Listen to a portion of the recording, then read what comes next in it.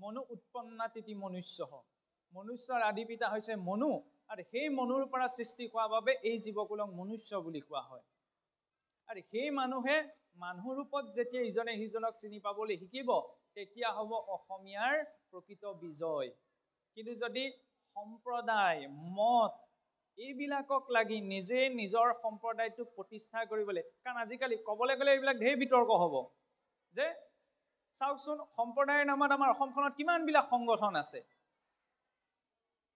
সকলোৱেতো গুৰুজনাক লৈ ধৰ্ম সংস্কৃতিক লৈ কৰ্ম কৰি আছে তেতিয়াহ'লে প্ৰকৃতটো কোনটো ধৰ্মৰ নামতো এখন অসমত ঢেৰ অনুষ্ঠান আছে কিন্তু প্ৰকৃত অনুষ্ঠানটো কোনটো সকলো একহে হ'ব লাগিছিল কিন্তু যিমানেচোন ধৰ্ম চৰ্চা হৈছে সিমানে ভাগ হৈ গৈ আছে কাৰণ কোনোবাখিনিত আমি নিজৰ জাতিটোক লৈ নিজৰ মনটোক লৈ নিজৰ অহংকাৰক লৈ আমি ধৰ্ম সংস্কৃতি কৰিবলৈ আহোঁ সেইবাবে মহাপুৰুষে পোনপ্ৰথমতে এই পাঁচটা বস্তু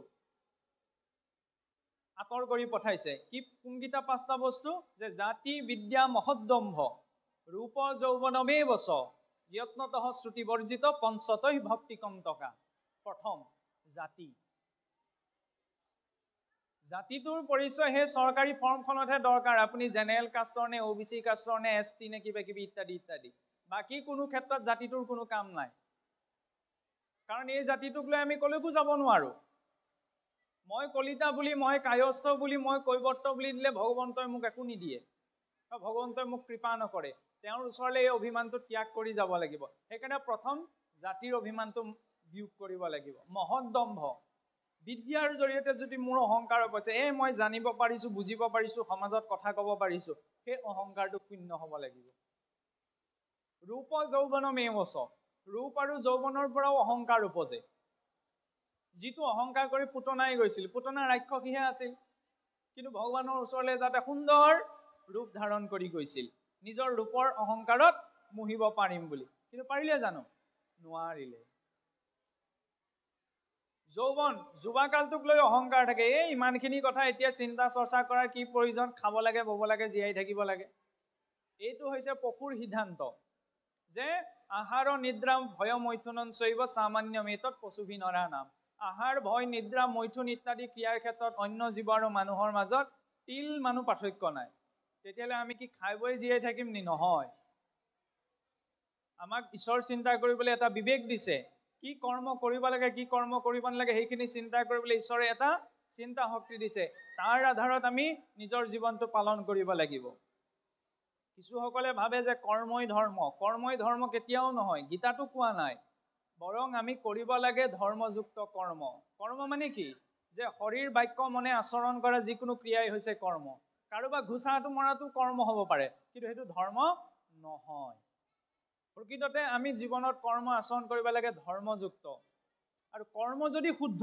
হয় তেতিয়াহ'লে এই অভিমানবিলাক নিজে নাইকিয়া হৈ যায় কাৰণ কৰ্ম যদি অশুদ্ধ হয় তেতিয়া সন্মুখত যদি স্বয়ং ভগৱানো উপস্থিত হৈ দিয়েহি তেতিয়া তেওঁৰ কিন্তু পৰিৱৰ্তন সম্ভৱ নহয় ভগৱন্তক দুৰ্যোধনেও দেখিছিল দুশাসনেও দেখিছিল ৰাৱণেও দেখিছিল শাস্ত্ৰইচোন কৈছে যে ঈশ্বৰৰ চৰণ যুগল দৰ্শন কৰিলেই সমস্ত পাপ নাশ হৈ কোটি কোটি পুণ্য অৰ্জন হয় তেতিয়াহ'লে দুৰ্যোধন দুশাসন ৰাৱণ কেলে পৰিৱৰ্তন নহ'ল কাৰণ তেওঁলোকৰ কৰ্মসমূহ অশুদ্ধ আছিল যদি কৰ্ম অশুদ্ধ হয় তেতিয়া সন্মুখত গুৰু ভগৱন্তক দেখিলেও জীৱৰ অন্তৰত ভক্তি ভাৱটো অহা সম্ভৱ নহয় যদি কৰ্ম শুদ্ধ হয় তেতিয়াহ'লে শাস্ত্ৰ কাহানিও নপঢ়া নেদেখা ব্যক্তিজনৰ অন্তৰতো ঈশ্বৰৰ প্ৰতি বহু পৰিমাণৰ ভক্তি থকাটো সম্ভৱ হৈ পৰে সেইবাবে মহাপুৰুষে আমাক কি ধৰ্ম দিলে কেৱল ধৰ্মই দিয়া নাই মহাপুৰুষে আমাক কি দিলে ভাগৱত ধৰ্ম সেই ভাগৱত ধৰ্মৰ মূলত তিনিটা লক্ষণ আছে এই তিনিটা লক্ষণক যদি আমি প্ৰত্যেকজন অসমীয়াই সাৰোগত কৰিব পাৰোঁ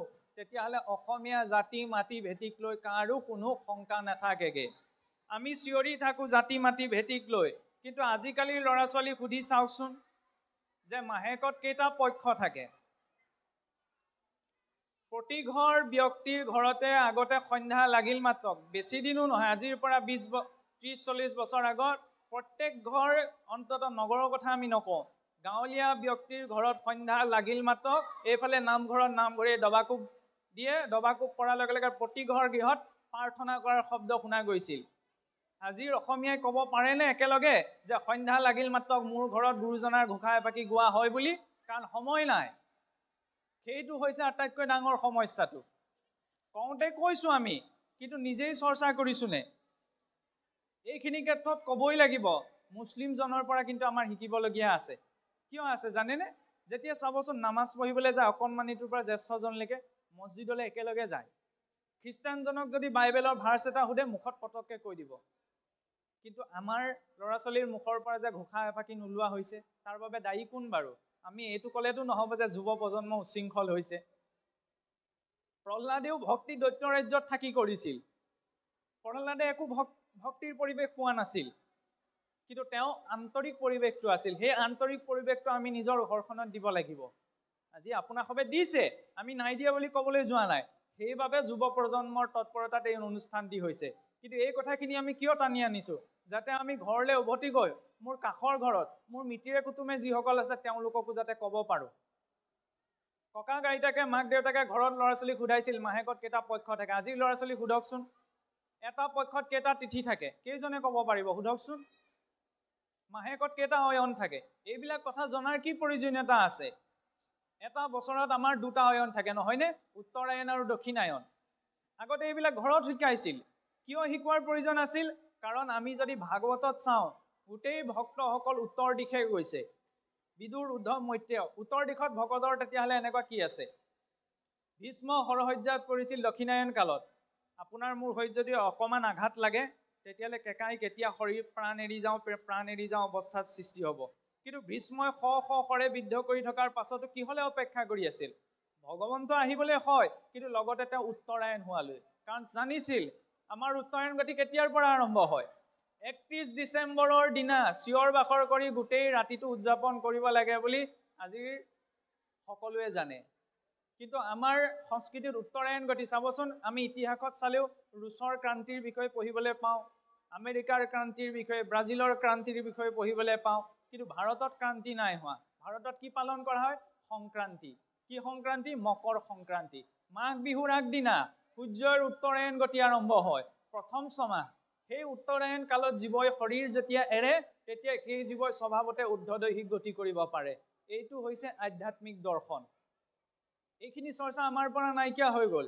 আগতে কয় পূৰ্ণিমাৰ দিনা যদি কেনেবাকৈ দাঁত বিষে ধৰিবলৈ হয়, আমাৰ আগতে ককা আইতাহঁতে কয় বোলে আজি পূৰ্ণিমা নি, বেছিকৈ দাঁত বিষ মূৰ বিষে ধৰিলে বোলে আজি বেছিকৈ বিষাব।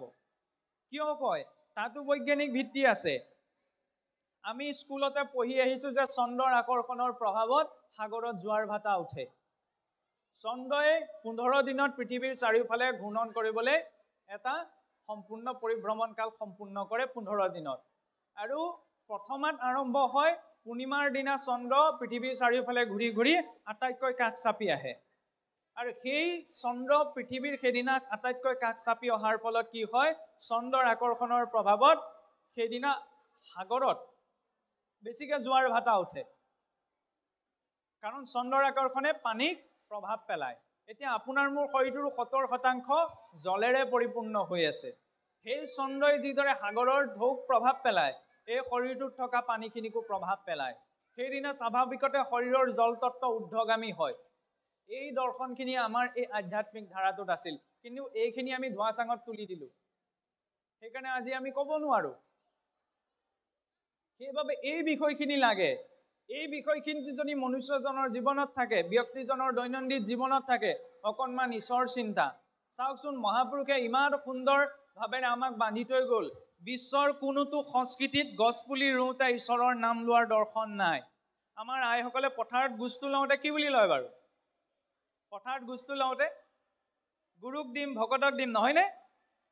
পথাৰত গুচটো লোৱাৰ পৰা, তাৰ পৰা চাউল আহি চৰুত পৰালৈকে, সেই চাউল মুঠি পেটলৈ যোৱালৈকে মহাপুৰুষে প্ৰতিটো বস্তুৰ এটা আধ্যাত্মিক নিৰ্ণয় আমাক দি থৈ গ'ল। গোটেই পৃথিৱীৰ ইতিহাসত এনেকুৱা এটা দৰ্শন নাই। কিয়? কাৰণ আমাক মহাপুৰুষে শিকাইছিল প্ৰকৃতিৰ প্ৰতি কৃতজ্ঞতা প্ৰকাশ কৰিবলৈ। আমি যে সেই অন্নমুঠি পাইছোঁ, কাৰ বাবে পাইছোঁ? বসুমতীয়ে দিছে কাৰণে পাইছোঁ, নহয়নে? আৰু অন্ন যেতিয়া বসুমতীৰ পৰা উৎপন্ন হৈছে, চাওকচোন, প্ৰথমতে অন্ন উৎপন্ন হৈছে, তাক যেতিয়া আমি ৰান্ধি খাইছোঁ, তেতিয়া সেয়া হৈছে কি? শস্য। শস্যক আমি ৰান্ধি খাইছোঁ। সেই শস্যক যেতিয়া স্ত্ৰী বা পুৰুষে ভক্ষণ কৰিছে, ভক্ষণ কৰাৰ লগে লগে কি হৈছে? পেটলৈ যোৱাৰ লগে লগে অন্ন পাচন হৈ পেলাই প্ৰথমতে উৎপন্ন হয় ৰস, ৰসৰ পৰা ৰক্ত, ৰক্তৰ পৰা মাংস, নহয়নে? মাংসৰ পৰা মেদ, মেদৰ পৰা অস্থি, অস্থিৰ পৰা মজ্জা, মজ্জাৰ পাছত বীৰ্য, আৰু বীৰ্যৰ পৰা পুৰুষৰ শৰীৰত বীৰ্য, আৰু স্ত্ৰীৰ শৰীৰত স্ত্ৰীৰ ৰজ। সেই পুৰুষৰ বীৰ্য আৰু স্ত্ৰীৰ ৰজ যেতিয়া মিলিত হয় তেতিয়া মাতৃগৰাকীৰ গৰ্ভ সংস্কাৰ হয়, নহয়নে? আৰু সেই গৰ্ভ সংস্কাৰ হোৱাৰ পাছত লাহেকে সেই মাংসপিণ্ডটো বাঢ়িবলৈ আৰম্ভ কৰে। 9 মাহ 10 দিনত সি এটা সুন্দৰ শৰীৰৰ ৰূপ পায়। তাৰ পৰা সেই জীৱটোৰ জন্ম হয়। জন্ম হৈ সি ক্ৰমাৎ শিশুকাল, বাল্যকাল, যুৱকাল, প্ৰাপ্তবয়স্ক, বৃদ্ধ অৱস্থা প্ৰাপ্ত কৰে। বৃদ্ধ অৱস্থাৰ নিৰ্দিষ্ট বয়স পোৱাৰ পাছত কি হয়, এদিন সকলো মৃত হ'বলগীয়া হয়। মৃত হৈ পেলাই কলৈ যায়? বায়ুলৈও নাযায়, আকাশলৈও নাযায়, মাটিলৈকে যায়। কি ৰূপত যাত্ৰা আৰম্ভ হৈছিল? বসুমতীৰ পৰা অন্ন ৰূপত। ইমান এটা দীঘল পদ্ধতিৰ পাছত মাটিলৈকে গৈছে। তেতিয়াহ'লে অহংকাৰ কাক লৈ কৰিম? মহাপুৰুষে সেই দৰ্শনটো সেইভাৱে দিলে যে চোৱা, পথাৰত গুচটো লওঁতে আমি সেই গুৰু ভকতক স্মৰণ কৰি লৈছোঁ। সেই চাউলমুঠি সেইকাৰণে আইগৰাকীয়ে চৰুত যেতিয়া ৰন্ধা হয়, আমাৰ কি বুলি কোৱা হয়? অন্নমুঠি বুলি কোৱা হয়, নহয়নে? ঈশ্বৰৰ প্ৰসাদ বুলি কিয় কোৱা হয়? কাৰণ কলিত জীৱৰ প্ৰাণ আছে অন্নত। অন্ন নোখোৱাকে আমাৰ যে কয় খাই বৈহে ভক্তি, নেখাই ভক্তি নহয়। হয়, কিন্তু শুদ্ধ বস্তু খাব লাগে। নিচা লাগে, কিন্তু সেইটো নিচা কৰিব লাগে যিটো নিচাই জীৱৰ চিন্তা শক্তি ঊৰ্ধ্বগামী কৰে। সেই নিচা কৰিব নালাগে যি নিচাই জীৱৰ চিন্তা শক্তি মানসিকতা অধোগামী কৰায়। ভাল নিচা কোনবিলাক?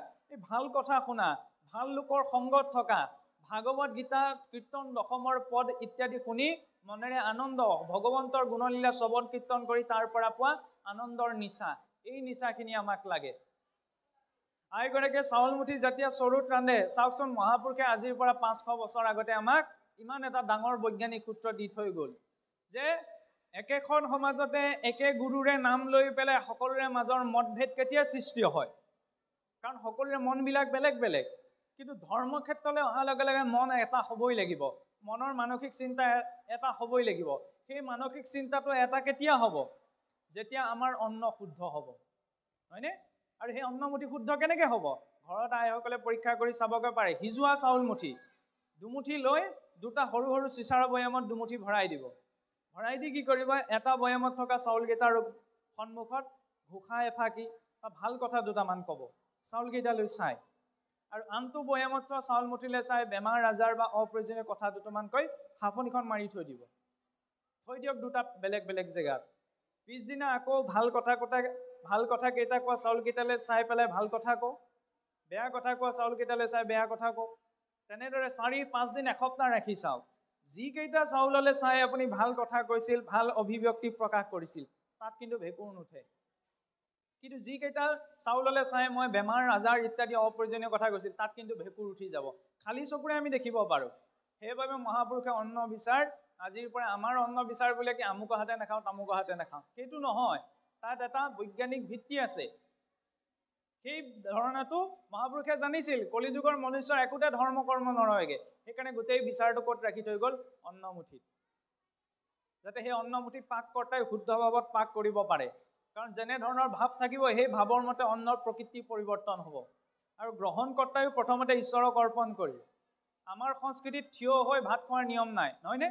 আজিকালি বুফে ছিষ্টেমতহে খায়, আধুনিক বুলাবলৈ গৈ থিয় হৈ খায় কুকুৰ মেকুৰী ছাগলীয়ে। মানুহে কেতিয়াও থিয় হৈ খাব নালাগে। অন্ততঃ চকীখনত বহি হ'লেও সেই অন্নমুঠি বা খোৱা বস্তুটো খোৱাৰ প্ৰয়োজন। বহি খালে কি হয়? পেটত এটা চাপ পৰে। চাপ পৰাৰ লগে লগে শৰীৰৰ জঠৰাগ্নি সক্ৰিয় হয়।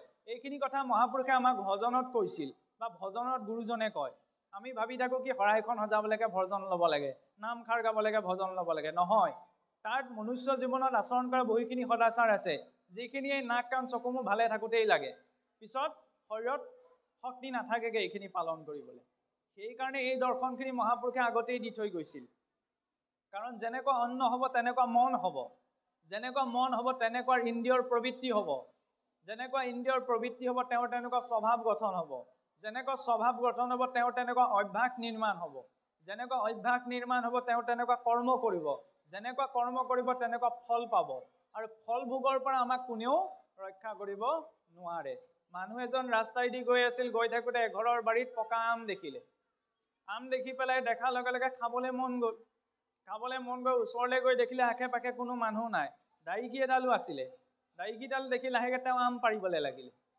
আম পাৰিবলৈ লাগোতে কি হ'ল, শব্দ শুনা দেখি ভিতৰত গৃহস্থ বহি আছিলে, শুনিলে, ভাবিলে চাগে কোনোবা বাৰীত আম চুৰ কৰিবলৈ সোমাইছে। বাহিৰলৈ ওলাই আহি দেখিলে যে এজনে কাকো নুসুধা নুপুচাকে আম পাৰি আছে। কলিযুগৰ মানুহে ইমান চিন্তা কৰি নাথাকে, লাহেকে জেওৰা খুঁটিটো উলিয়াই পেলাই পিঠিটোত একচাট লগাই দিলে। এতিয়া কাহিনীটো সিমানেই। কাহিনীটোৰ তাৎপৰ্যটো হৈছে কি, যেতিয়া মানুহজন ৰাস্তাইদি গৈ আছিল, গৈ থাকোঁতে আম গছজোপা যে দেখিলে, কিহে দেখিলে বাৰু? চকু দুটাই দেখিলে, নহয়নে? চকু দুটাই দেখিলেহে, চকু দুটাইতো খাওঁ বুলি ভাবিব নোৱাৰে। খাবলৈ কাৰ মন গ'ল? নিজৰ মনটোৰ। খাবলৈ মন গ'ল মনটোৰ। এতিয়া মনটোতো নিজে যাব নোৱাৰে, গ'ল কিহেৰে? ভৰিকেইটাই। ভৰিকেইটাইতো পাৰিব নোৱাৰে, পাৰিলে কিহে? হাতেৰে।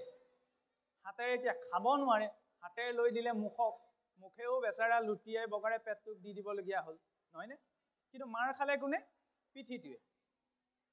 এতিয়া যি দেখিলে সি ইচ্ছা কৰা নাই, যি ইচ্ছা কৰিলে সি যোৱা নাই, যি গ'ল সি ফলটো পৰা নাই, যি পাৰিলে সি খোৱা নাই, যি খালে সি ৰখা নাই, যি ৰাখিছে সি মাৰ খোৱা নাই, মাৰ খাইছে পিঠিটোৱে। যাৰ কৰ্ম তাৰ ফল হ'ল জানো? নহ'ল নহয়। কিন্তু যেতিয়া পিঠিটোত মাৰটো পৰিল, চকু পানী ক'ৰ পৰা ওলাল বাৰু? চকুৰে পৰা, নহয়নে? কৰ্মটো কোনে আৰম্ভ কৰিছিল? চকুৱে। গতিকে আমি মনুষ্য জীৱনত ভাল বেয়া যি কৰ্ম আচৰণ কৰিছোঁ, ইয়াৰ পৰা আমাক কোনেও ৰক্ষা কৰিব নোৱাৰে। নিজৰ জীৱনত আমি এইখিনি ভুগিবই লাগিব। সেইকাৰণে ভগৱন্তলৈ ভয় নকৰিলে আমি নিজৰ কৰ্মসমূহলৈ ভয় কৰিব লাগে। কাৰণ কায় মনোবাক্যে মই যি কৰিছোঁ, মই হাতে কামে কাৰোবাৰ অহিত এটা নকৰিব পাৰোঁ, মুখেৰে কাৰো বেয়া এটা নক'ব পাৰোঁ, কিন্তু মনেৰে যদি মই কাৰোবাৰ বেয়া এটা চিন্তা কৰিছোঁ, সেইটোও কিন্তু জীৱনত ভুগিব লাগিব। এই ভয়টো লৈ যেতিয়া জীৱনৰ প্ৰতিটো কাম কৰিম, তেতিয়াহ'লে তেওঁৰ অন্তৰত জাতি মাতি ভেটিক লৈ কোনো প্ৰকাৰৰ ধৰ্ম জ্ঞানক লৈ, বিদ্যাক লৈ, পদক লৈ, মৰ্যাদাক লৈ অকণমানো অহংকাৰ থকাটো সম্ভৱেই নহয়। মহাপুৰুষে সেই চিন্তাটো দিলে। সেইবাবে ক'লে কি, ৰূপ যৌৱন মেবচ, এই পাঁচোটা জাতি, বিদ্যা, মহদম্ভ, ৰূপ, যৌৱন, এইয়া হৈছে ভক্তি মাৰ্গত আগবঢ়া পাঁচটা কাঁইট স্বৰূপ, কণ্টক। এইকেইটা আঁতৰাবলৈ আমাৰ প্ৰথম কি শুদ্ধ হ'ব লাগিব? অন্ন। বৰকে মাছ মাংসৰ কথা খোৱা কথা আমি নকওঁ, সেইখিনি কথা ক'লে আমাৰ বহুসকলে বেয়া পায়। কিন্তু এইটোৱেই চিন্তা কৰিব লাগে যে মই যেতিয়া পৰিয়ালটোৰ সুখ শান্তি ইচ্ছা কৰিছোঁ, কাৰোবাৰ পৰিয়াল এটা ধ্বংস কৰি মই পৰিয়ালটোৰ সুখ শান্তি আশা কৰি থকাটো লাভ নাই। মই ইয়াত ডাঙৰ ডাঙৰ লেকচাৰ দি আছোঁ কি খাব লাগে কি খাব নালাগে। মই যদি গৈ হোটেলত সোমাইছোগৈ, আপোনালোকে দেখা পাব নি? নাপায়, নহয়নে? সেইবাবে চাবচোন, আমি ঘৰবিলাকত কি কৰোঁ, আজিকালি চুৰ ডকাইতৰ সংখ্যা বাঢ়িলে কাৰণে ঘৰত আজিকালি CC কেমেৰা, সৰু কেমেৰা এটা লগাই থৈ দিয়ে, কোন আহিছে গৈছে চাবলৈ, নহয়নে? আৰু দ্বিতীয়তে কেমেৰা লগোৱাৰ আৰু এটা কাৰণ আছে, কেৱল চুৰ ডকাইতৰ কাৰণে কেমেৰা নলগায়। নিজৰ পৰিয়ালৰ মানুহজনেও পৰিয়ালৰ মানুহকেইটাই কি কৰিছে তাক চাবলৈও আজিকালি কেমেৰা লগায়। কাৰণ কোনোবাখিনিত এইটো চিন্তা প্ৰয়োজন আছিল, সত্য যুগতে কাম কৰিছিল মন্ত্ৰই, তেতাত কাম কৰিছিল তন্ত্ৰই, দাপৰত কাম কৰিছিল যন্ত্ৰই, এতিয়া কলিযুগত কাম কৰে ষড়যন্ত্ৰই। ষড়যন্ত্ৰ কৰিবলৈ বেলেগৰ পৰা মানুহ অহাৰ প্ৰয়োজন নাই, আশে পাশে চলি থাকে এইবিলাক। এতিয়া আমি যেনেকৈ নিজৰ ঘৰখনত চকু ৰাখিবলৈ কেমেৰাটো লগাই থওঁ, ভগৱানেও জানে। ভগৱানৰ মুখত চাবচোন মিচিকে হাঁহি এটা যে থাকে, কৃষ্ণক কেতিয়াও উদাস মনত আমি চিত্ৰখন নেদেখোঁ, মূৰ্তিটো নেদেখোঁ। মিচিকা হাঁহিটো কিয় থাকে? ভগৱানে জানে গোটেই যদি খেলি মেলি কৰা কিবা এটা জীৱ আছে, সেইটো হৈছে মনুষ্য। সেইবাবে 14টা CC কেমেৰা আপোনাৰ মোৰ শৰীৰটোত লগাই দিছে। কি কি? কৰ্ণত দিগগণ, নাসিকাত অশ্বিনী কুমাৰ, বাক্যত অগ্নি, জিহ্বাত বৰুণ, পদত বিষ্ণু, হস্তত ইন্দ্ৰ, গুহ্যত মিত্ৰ, লিংগত প্ৰজাপতি, বুদ্ধিত বাসুদেৱ, মনত চন্দ্ৰ। মনৰ অধিষ্ঠাতা সেইবাবে কাক কোৱা হৈছে? চন্দ্ৰ। কাৰণ সেই চন্দ্ৰই মনটোক প্ৰভাৱ পেলায়। কোনদিনা? পূৰ্ণিমাৰ দিনা প্ৰত্যক্ষ ৰূপত সেইটো আমি দেখা পাব পাৰোঁ। অহংকাৰত ৰুদ্ৰ, বুদ্ধিত বাসুদেৱ। এই 14 হাঁকি, কাণে কি কি শুনিছে, নাকেৰে কি কি গোন্ধ লৈছে, মুখেৰে কি কি কৈছে, জিভাই কি কি স্বাদ লৈছে, সময়ত সকলোৰে হিচাপ হ'ব। ওপৰত যম ৰজা বহি থকা নাই, বহি খাতাত লিখি পেলাই। এইবিলাক আমি নিজৰ জীৱনটোতে ভুগি যাব লাগিব। কেতিয়া মই ইমান ধৰ্ম কৰ্ম কৰিছোঁ, তথাপি জীৱনটোত মই ইমান দুখ কেলে পাইছোঁ? নিজৰে সেইখিনি অৰ্জন। আনে আমাক নকয়হি, আমি মাত্ৰ দায়ীহে কৰোঁ যে আমুকৰ কাৰণে মই এইটো নাপালোঁ। কোনো দায়ী নহয়, আমি সেই সকলো নিজৰ কৰ্মফল। কৰ্মৰ প্ৰতি যদি আমাৰ সচেতনতা থাকে, তেতিয়া চাব কাৰো প্ৰতি যেতিয়া অহংকাৰ শূন্য হৈ পৰিব, আৰু অহংকাৰ শূন্য পৰিলে সকলো একেলগে থকা সম্ভৱ হ'ব।